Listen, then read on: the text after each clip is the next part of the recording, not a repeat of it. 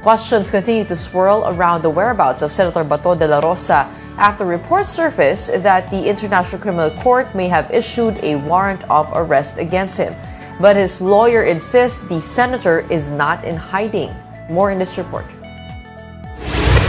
Following reports of an arrest warrant from the International Criminal Court, Senator Bato de la Rosa remains out of public sight, but his lawyer Israelito Torion insists on the big story: he is not in hiding. We just want to secure more facts, knowing the different messages being given to us by the administration. A high government official, the ombudsman himself, who is supposed to be an impeachable officer and who's supposed to be the protector of the people, but is now acting like the unofficial spokesperson of the ICC, claims that there is a warrant of arrest against him. So it is just but natural for Senator Bato to verify what are the facts. Torion also confirmed filing a petition before the Supreme Court, seeking a temporary restraining order against the DOJ and other agencies from enforcing any potential warrant. There is a clear and urgent necessity for the court to act because of grave and irreparable injury that may happen or that may arrive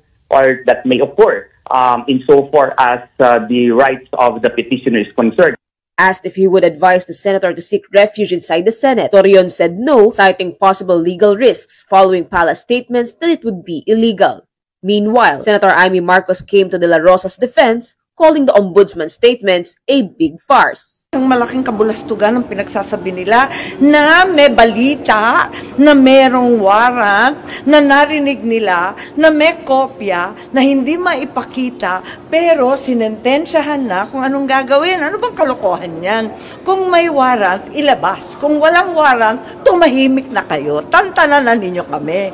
Ano ba naman pananakot ng ginagawa yan?